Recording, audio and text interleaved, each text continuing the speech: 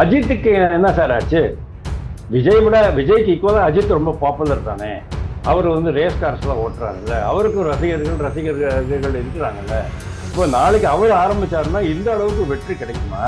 அப்போ இவர் நினைச்சிருக்கலாம், சரி மாமனார் எப்படி கட்சி ஆரம்பிச்சிருவாரு, மாமனாருக்கு காலத்துக்கு அப்புறமா இந்த கட்சி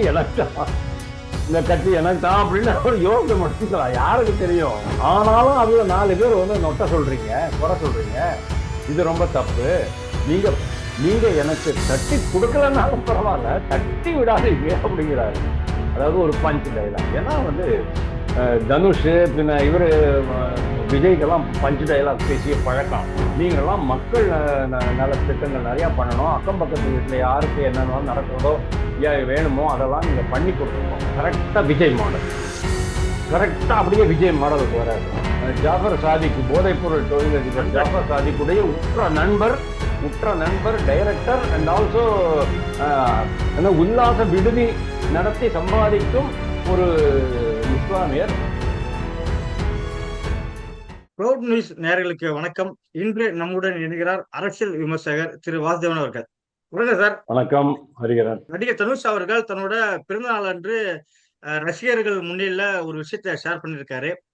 இவ்வளவு கூட்டத்தை கூட்ட முடியுது, அந்த பவர் எனக்கு இருக்கு, இதை வச்சு ஏதாவது ஒரு நல்ல விஷயத்த பண்ணணும், இது பாசிட்டிவா கொண்டு போகணும், அது உங்க கையில தான் இருக்கு அப்படின்ற மாதிரி சொல்லியிருக்காரு.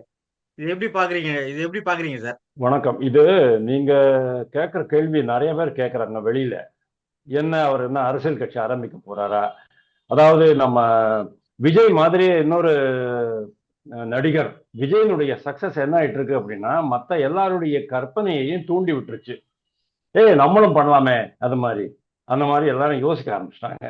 அஜித்துக்கு என்ன சார் ஆச்சு? விஜய்க்கு ஈக்குவலா அஜித் ரொம்ப பாப்புலர் தானே. அவர் வந்து ரேஸ் கார்ஸ்லாம் ஓட்டுறாருல்ல, அவருக்கும் ரசிகர்கள் இருக்கிறாங்கல்ல. இப்போ நாளைக்கு அவர் ஆரம்பிச்சாருன்னா இந்த அளவுக்கு வெற்றி கிடைக்குமா கேக்குற. இவருடைய மாமனார் என்ன பண்ணாரு? இவருடைய மாமனார் கட்சி ஆரம்பிச்சுன்னு சொன்னா வேற யாருமே முன்னால நின்று முடியாது. ஆனா அன்பார்ச்சுனேட்லி என்னாச்சு, கொரோனா வந்துச்சு, பிரச்சனை ஆயிடுச்சு. அவருக்கும் 70 வயசு ஆயிட்டு இருந்தது, 71 வயசு ஆயிட்டு இருந்தது. அப்புறம் டாக்டர் சொன்னதுனால அவர் வந்து வேண்டாம், நான் கட்சி ஆரம்பிக்கலாம் சொல்லி, அப்புறம் அர்ஜுனமூர்த்தி, நம்ம இவரு அவர் இன்னொருத்தர் இருப்பாரு, தமிழருவி மணியன், அவங்களுக்கெல்லாம் ரொம்ப பயங்கரமான ஏமாற்றமா இருந்தது. அப்போ கூட இவர் நினைச்சிருப்பாரு, சரி மாமனார் எப்படி கட்சி ஆரம்பிச்சிருவாரு. ஏன்னா அப்போ வந்து ஐஸ்வர்யாவுடைய விவாகரத்து இது ஆகி இருக்கல. அப்போ அதுவும் அவர் மருமகனா தான் இருந்தாரு, மாப்பிள்ளையா தான் இருந்தாரு. அப்போ இவர் நினைச்சிருக்கலாம், சரி மாமனார் எப்படி கட்சி ஆரம்பிச்சிருவாரு, மாமனாருக்கு காலத்துக்கு அப்புறமா இந்த கட்சி எனக்கு தான் அப்படின்னு அவர் யோசனை பண்ணிக்கலாம். யாருக்கு தெரியும் இல்லையா? எப்படி சந்திரபாபு நாயுடு வந்து மாமனார் கட்சி அப்படியே ஆட்டையை போட்டாரோ அதே மாதிரி இவர் ஏதாவது யோசிச்சிருக்கலாம், நமக்கு தெரியாது. ஆக்சுவலி திருவள்ளூர்ல ஒரு நலத்திட்டம் நடக்கிறது. அந்த நலத்திட்டத்துல இவர் பேசுறாரு, தெரி பேச்சு அப்படிம்பாங்களா, தெரி பேச்சு, தெரி டயலாக், பஞ்ச் டயலாக், அதான் அடிக்கிறாரு. என்னடா அப்படின்னு பார்த்தா அது என்னமா சொல்றாரு பாருங்க. எனக்கு வந்து முதல்ல 2 விருது கிடைச்சது. இது வந்து டைரக்டருக்கான விருது தான். ராயன் அப்படிங்கிற அந்த இது பிக்சருக்கு டைரக்டருக்கான விருது கிடைச்சிருக்கு. எனக்கு அது மிக்க மகிழ்ச்சி. ஆனாலும் அதுல 4 பேர் வந்து நொட்ட சொல்றீங்க, குறை சொல்றீங்க. இது ரொம்ப தப்பு. நீங்க எனக்கு தட்டி கொடுக்கலன்னாலும் பரவாயில்ல, தட்டி விடாதீங்க அப்படிங்கிறாரு. அதாவது ஒரு பஞ்ச் டைலாக். ஏன்னா வந்து தனுஷ் பின்ன இவரு விஜய்க்கெல்லாம் பஞ்ச் டைலாக் பேசிய பழக்கம். நாயகன் இவரு கூட பேசியிருக்கிறார் பாருங்க, நம்ம கமலஹாசன். நான் அடிச்சா நீ செத்துருவ அப்படின்னு பாருங்க.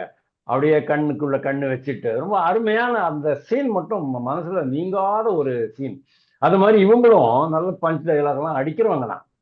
ஸோ இது ஒரு பஞ்ச் போடுறாரு. அதுக்கப்புறமா என்னாச்சு, இவரோடது இன்னொரு டைலாக் சொல்லுவாரு, நீயாவே தோத்துட்டேன் அப்படின்னுட்டு நினைக்கிற வரைக்கும். யாரோட? நடிகர் அஜித்தோட டைலாக். ஐடியா இல்ல. ஓகே, அப்படியா? ஓகே, இது அவருடைய ஓன் டைலாக் இல்லீங்களா? ஓகே, அவரே மேல சொல்லிருப்பாரு, அஜித்தோட டைலாக் வச்சு நான் சொல்றேன்ற மாதிரி அவரே சொல்லிருப்பாரு சார் மேடையில. நான் அந்த இடத்துல நான் கவனிச்சிருக்க மாட்டேன் அப்படின்னா, கரெக்டா ஞாபகம் இல்லை எனக்கு. பட் நீயாவே தோத்துட்டேன்னு நினைக்கிற வரைக்கும் முயற்சியை விடக்கூடாது, தொடர்ந்து முயற்சி பண்ணிக்கிட்டே இருக்கணும். அது விடாமுயற்சியினுடைய இம்பார்ட்டன்ஸ் என்ன அப்படிங்கிறத சொல்றாரு.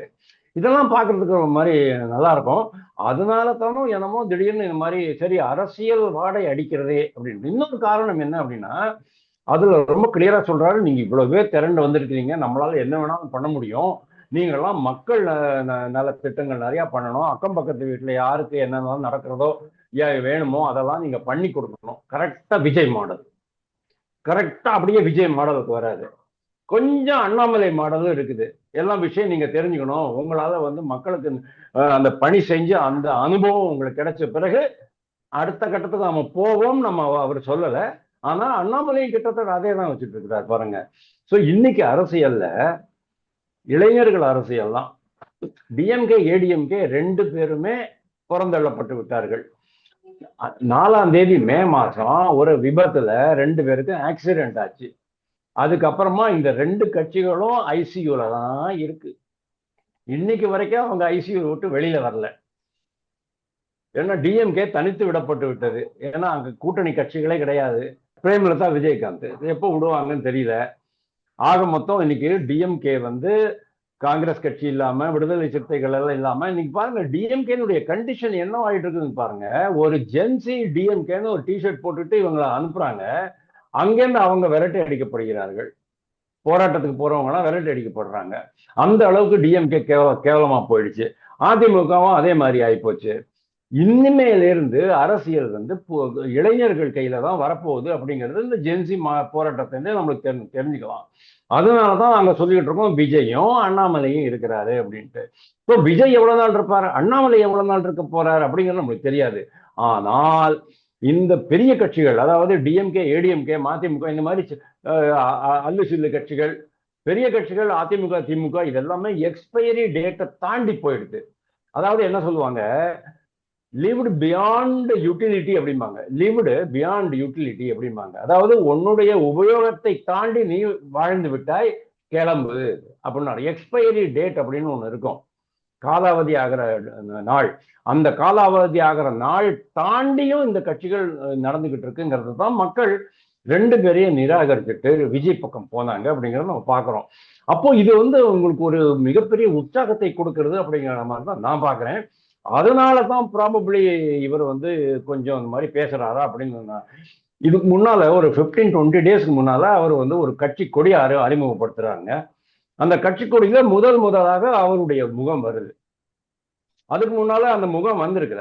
ஆனா அந்த அவர் பேர் இன்னும் நல்ல பேர் வரும். அவருடைய ரசிகர் மன்ற தலைவர் அவர் வந்து சொல்லிட்டாரு, இல்ல இல்ல அரசியல் தான் ஒண்ணும் கிடையாது. அவர் வந்தாரு, அந்த கட்சி கொடியில முகம் வந்திருக்குது. இன்னொன்னு என்ன சொன்னாரு பண்ணாரு அப்படின்னா, எண்ணம் போல் வாழ்க்கை அப்படிங்கிறத, எண்ணம் போல் தான் வாழ்க்கை. முதல்ல என்ன இருந்ததுங்கிறது தெரியாது. ஆனா எண்ணம் போல் வாழ்க்கை, எண்ணம் போல் தான் வாழ்க்கை அப்படின்னா என்ன அர்த்தம்? அப்துல் கலாம் சொன்னது, கனவு காணுங்கள், உங்கள் கனவு பலிக்கும். கனவு கண்டால் தான் அந்த உங்களுடைய, அதாவது உங்களுடைய ஆசை என்னங்கிறத நீங்க டிசைன் பண்ணிக்கணும். நீங்க என்னவா இருக்க போறீங்க, பண்ண ஆகணும்னு ஆசைப்படுறீங்களோ அதுக்கேற்ற மாதிரி உங்களுடைய மூளை வேலை பண்ண ஆரம்பிக்கும், உங்களுக்கு வழி காண்பிக்கும் அப்படின்னு அவர் சொல்றாரு இல்லையா. அதான் எண்ணம் போல் வாழ்க்கை, எண்ணம் போலத்தான் வாழ்க்கை, வேற எப்படியுமே வாழ்க்கை அமைப்போறது இல்லை அப்படிங்கிறத சொல்றாரு. இதெல்லாம் நீங்க வச்சு பார்த்தீங்கன்னு சொன்னா சரி, ஏதோ சம் பொலிட்டிக்கல் ஆசை இருக்கலாம், இல்லாம இருக்கிறது தப்பு கிடையாது. அதாவது ஆசை இருக்கலாம், தப்பு கிடையாது. ஆனா இது என்ன ப்ராப்ளம் கேட்டா, அவருடைய அப்பா சொல்றாரு பாருங்க, அவர் வந்து விருதை தேடி போகக்கூடிய கஸ்தூரி ராஜா அவர் பேரு. அவர் சொல்றாரு, என்னுடைய மகனுக்கு வந்து ரொம்ப மகிழ்ச்சி, அவருக்கு வந்து விருது கிடைச்சிருக்கிறது. அவர் வந்து இதுல வந்து தேவையில்லாம அரசியல் பண்றீங்க, அவர் வந்து எந்த விருதையும் தேடி போகக்கூடிய ஆள் இல்லை அப்படிங்கிறாரு. அதே சமயம் அந்த இதுல இந்த மக்கள் நல விழா, மக்கள் நல பணி விழால பேசும்போது அவர் வந்து மக்கள் நல பணிக்கு தான் ரொம்ப இம்பார்ட்டன்ஸ் கொடுத்து ரசிகர்களை தூண்டி விடுறாரு. யாரு? தனுஷ். அப்படி இருக்கும்போது நேச்சுரலி அவருக்கு ஒரு ஐடியா வந்திருக்கலாம் அப்படிங்கிற மாதிரி நம்ம பார்க்கிறோம். But all set and done one thing நான் உங்களுக்கு சொல்றேன், அதிர்ஷ்டம். இப்போ அதிர்ஷ்டம் அப்படிங்கிறது எல்லோருக்குமே ஒரே மாதிரி இருக்காது.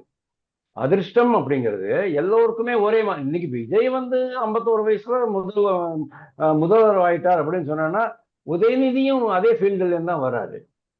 அவருக்கு 52 வயசு. அவர் ஏன் முதல்வர் ஆகல? ஏன் ரஜினிகாந்த் முதல்வர் ஆகல? காரணம் இருக்கு. அதிர்ஷ்டம் எப்போதுமே ஒரே மாதிரி எல்லோருக்கும் இருப்பதில்லை. எல்லோருக்கும், ரெண்டாவது என் டயலாக், ரெண்டாவது எல்லோருக்கும் எல்லா அதிர்ஷ்டமும் எப்போதும் கிடைக்காது. இந்த ரெண்டையுமே விஜய் தெரிஞ்சுக்கிறது நல்லது.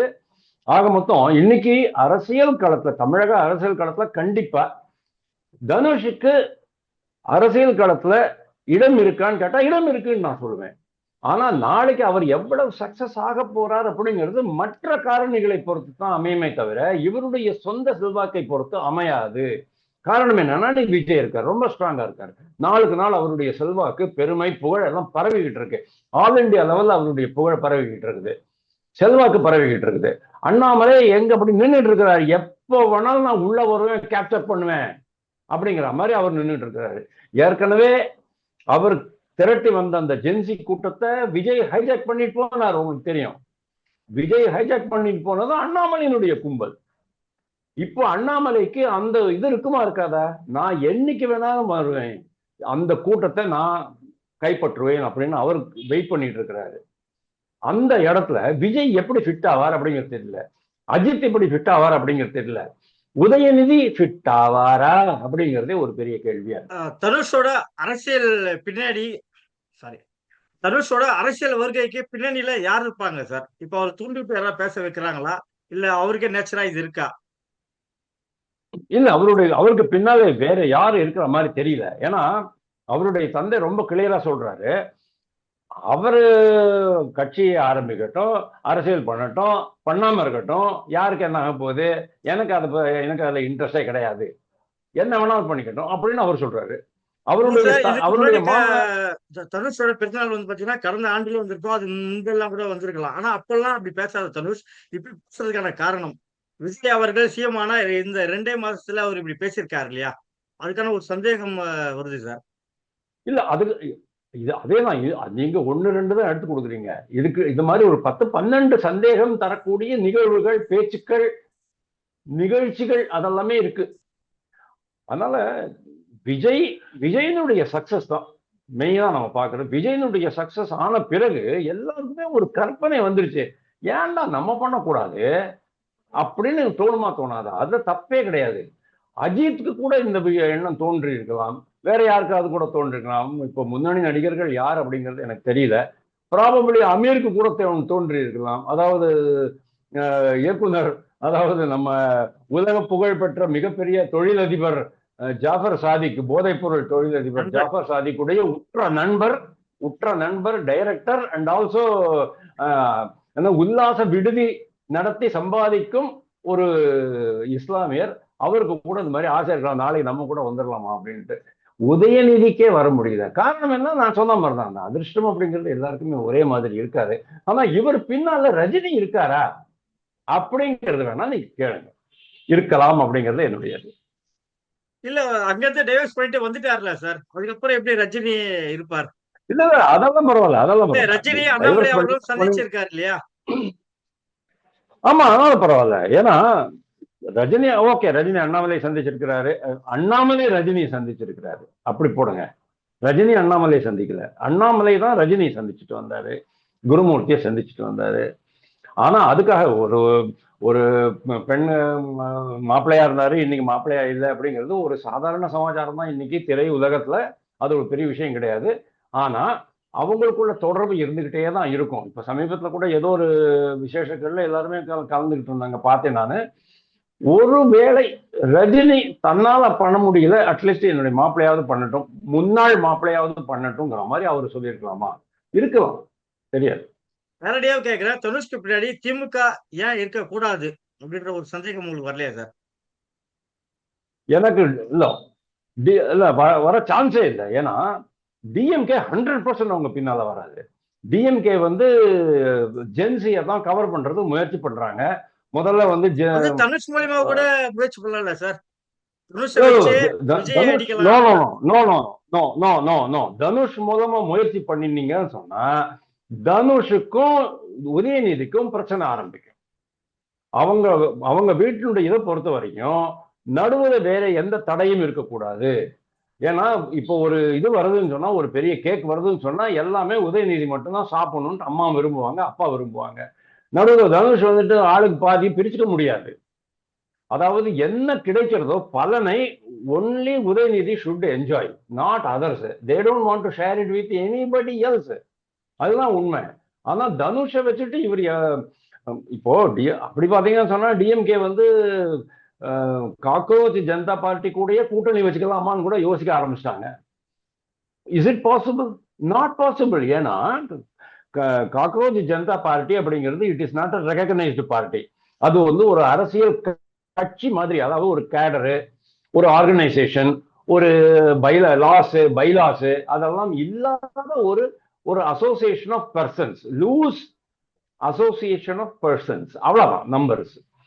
அவங்களோட நீங்க வந்து கூட்டணி வச்சு, அதாவது டிஎம்கேனுடைய கண்டிஷன் எவ்வளவு மோசமா இருக்குங்கிறத நான் சொல்றேன். நீங்க சொல்றது கரெக்ட். டிஎம்கேனுடைய கண்டிஷன் இவ்வளவு மோசமா இருக்கு. காக்ரோச் ஜனதா பார்ட்டி கூடயே கூட்டணி வச்சுக்கிற விரும்புறவங்க தனுஷ் கூட ஏன் வச்சுக்க கூடாதுன்னு நீங்க கேக்குறீங்க.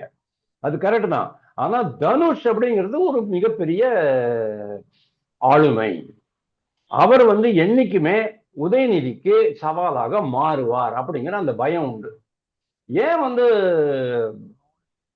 கருணாநிதிக்கும் அது இருந்தது இல்லையா? மதிமுக எப்படி உருவாச்சு சொல்லுங்க நீங்க? வைகோ தன்னுடைய மகனுக்கு மிகப்பெரிய சவாலாக மாறுவார்னு தெரிஞ்ச உடனே அவன் என்ன கொலை பண்ணிட்டான், கொலை பண்றது முயற்சி பண்ணான் அப்படின்னு சொல்லி பொய் குற்றச்சாட்டு பண்ணாங்க டிஎம்கே காரங்க. அந்த அளவுக்கு அவங்க செல்வம், செல்வாக்கு, புகழ் இதை எதையுமே அடுத்தவங்களோட பகிர்ந்துகிற வழக்கமே கிடையாது டிஎம்கேக்கு. அப்படி இருக்கும்போது ஓகே, நீங்க சொன்ன மாதிரி இவரை வேணா யூஸ் பண்ணலாம். ஆனா எவ்வளவு தூரம் இவர் நம்பி அவங்க இறங்குவாங்கிறது எனக்கு சந்தேகமா தான் இருக்கு. என்ன பொறுத்த வரைக்கும் அது கிடையாது, சான்ஸே இல்லை. அடுத்த சட்டமன்ற தேர்தல் தமிழ்நாட்டுக்கு 2031. அதுதான் இப்போ அடுத்த இலக்கா அண்ணாமலையும் சொல்லியிருக்காரு. இப்போ தனுஷ் ஒருவேளை கட்சி ஆரம்பித்து தேர்தலுக்கு வந்தால், தேர்தல் அரசியலுக்கு வந்தால் யாருக்கு சவாலாக இருக்க வாய்ப்பு அதிகமா இருக்கு சார்? விஜய்க்கா அல்லது அண்ணாமலைக்கா? இல்ல, என்னை பொறுத்த வரைக்கும் இது வந்து காலம் தான் பதில் சொல்லுவோம். ஏன்னா விஜய் இன்னைக்கு வரைக்கும் ஓகே தான். அவருடைய பல முடிவுகள் நல்லா தான் இருக்கு. இது பட்ஜெட் வந்த பிறகு இன்னும் என்ன ஆக போகுது? இப்போ இந்த நேற்றுக்கு தான் பார்த்தேன், 27,000 கோடி ரூபாய் கடன் வாங்கியிருக்கிறாங்க அப்படின்னு கேள்விப்பட்டேன். கடன் வாங்கணும், வேற வழி கிடையாது. ஏன்னா உங்களுக்கு வந்து 80 to 85,000 rupees கடன் வாங்குறதுக்கு அந்த வரம்பு இருக்கு. வரம்புக்குள்ள கடன் வாங்குறது தப்பு கிடையாது. ஆனா அதுக்காக அவங்க மாதிரி முதல்ல இருந்த மாதிரி அளவுக்கு அதிகமான கடன் வாங்கக்கூடாது. கொஞ்சம் கடன் கொஞ்சம் கொஞ்சமா குறைச்சிட்டு வாங்க, நல்லது. பட் இவருடைய நடவடிக்கைகள் நல்லா இருக்கு. எஸ்பெஷலி ஊழல் தடுப்பு நடவடிக்கைகள் ரொம்பவே பிரமாதமா இருக்கு. இது வந்து மக்கள் மத்தியில ஒரு மிகப்பெரிய ஆதரவை ஏற்படுத்தி இருக்கு. இப்பெல்லாம் சில பேர் வீடியோவே போட ஆரம்பிச்சிட்டாங்க. இப்ப நாங்கெல்லாம் வந்து அரசு அலுவலகங்கள்ல போனா கூப்பிட்டு உட்காந்து வச்சு பேசுறாங்க, மரியாதையா பேசுறாங்க. முந்தியெல்லாம் அப்படி கிடையாது, ஏஜென்ட் மூலமா தான் போக வேண்டியிருக்கு. இன்னைக்கு பல இடங்கள்ல இப்போ இதாகட்டும், ஆர்டிஓ ஆகட்டும், இதாகட்டும், தாலுகா ஆஃபீஸ் ஆகட்டும், பிளாக் டெவலப்மெண்ட் ஆஃபீஸ் ஆகட்டும், பத்திரப்பதிவு ஆகட்டும், எங்கேயுமே வந்து தரகர்களுடைய இது கொஞ்சம் கம்மி ஆயிடுச்சு. இதே நிலையை அவங்க வந்து தொடர்ந்து பண்ணிக்கிட்டு இருந்தாங்க அப்படின்னு சொன்னா கண்டிப்பா 2031 விஜய் தான் மீண்டும் ஆட்சி அமைப்பார். அதுவும் முழு பெரும்பான்மையோட ஆட்சி அமைப்பார் அவரு. இந்த அல்லு சில்லு கட்சிகளுடைய இந்த தயவு, இந்த ஐயுஎம்எல் மாதிரி, நம்ம இவரு வன்னியரசு மாதிரியான ஒரு கேரக்டர்ஸினுடைய தயவு இல்லாம அவரால் ஆட்சி அமைக்க முடியும். அப்போ அது விஜய் அதை பண்ண முடியுமா? இப்போ எல்லாருமே நரேந்திர மோடி மாதிரி இருக்க முடியாது சார். நரேந்திர மோடி 12.5 வருஷம் ஆட்சி புரிஞ்சுட்டு, 12 வருஷம் 3 மாசம் ஆட்சி புரிஞ்சுட்டு இன்னைக்கு வரைக்கும் ஒரு ஊழல் குற்றச்சாட்டுல ஒரு மினிஸ்டர் போகல வெளியில. மன்மோகன் சிங் மாதிரி கிடையாது. மன்மோகன் சிங் வந்து சும்மா உட்கார்ந்து இருப்பார், நல்லவர், ஆனா வல்லவர் கிடையாது. அந்த மாதிரி ஆளுங்க நம்மளுக்கு வேணாம். ஆனா இவரு நரேந்திர மோடி அப்படி இருந்தாரு. நாளைக்கு நரேந்திர மோடி கேபினெட்ல இவரு திருச்சி சிவாவோ கனிமொழியோ நாளைக்கு மினிஸ்டர் ஆயிட்டாங்க அப்படின்னா கூட கனிமொழி ராஜாவுடைய உதவியுடன் ஊழல் பண்ண முடியாது. திருச்சி சிவா ஊழல் பண்ண மாட்டாரு. டிஆர் பாலுவே உள்ள போனாலும் ஊழல் பண்ண முடியாது. தயாநிதி மாறன் உள்ள போனாலும் ஊழல் பண்ண முடியாது. அந்த அளவுக்கு நரேந்திர மோடிக்கு கண்ட்ரோல் இருக்கு. ஆனா அந்த கண்ட்ரோல் இவருக்கு இருக்கா, விஜய்க்கு இருக்கா? விஜய்க்கு என்ன அனுபவம் இருக்கு? நல்லவர் தான், இன்னைக்கு வரைக்கும் கரெக்டா தான் பண்ணிட்டு இருக்கிறாரு. அதாவது அதிகாரிகள் கரெக்டா அவருக்கு வந்து அட்வைஸ் பண்றாங்க அப்படின்னு நான் நினைக்கிறேன். ஆனா ஒரு வேளை ஒரு ஒரு மாதம் ஒரு 6 மாதம் ஒரு வருஷத்துக்கு அப்புறமா கொஞ்சம் லூஸ் ஆயிடுச்சு, கண்ட்ரோல் லூஸ் ஆயிடுச்சு, இவங்க எல்லாம் நிறைய இது பண்ண ஆரம்பிச்சிட்டாங்க, ஊழல் பண்ண ஆரம்பிச்சிட்டாங்க, பழைய மாதிரி வந்துருச்சு அப்படின்னு சொன்னா 100% அந்த சமயத்துல அண்ணாமலை ஒருவேளை தனுஷ் புதிய கட்சி ஆரம்பிச்சிருந்தாரு சொன்னா அண்ணாமலை வர்சஸ் தனுஷ் வர்சஸ் விஜய் அப்படின்னு ஆகும். அப்போ என்ன ஆகும் அப்படின்னா தனுஷை வந்து ட்ரை பண்ண மாட்டாங்க, அண்ணாமலை தான் ட்ரை பண்ணுவாங்க மக்கள். ஏன்னா அண்ணாமலையுடைய தாக்கம் ஆல்ரெடி மக்களுடைய மனசுல ரொம்ப ஆழமா இருக்கு, பரவலாகவும் இருக்கு.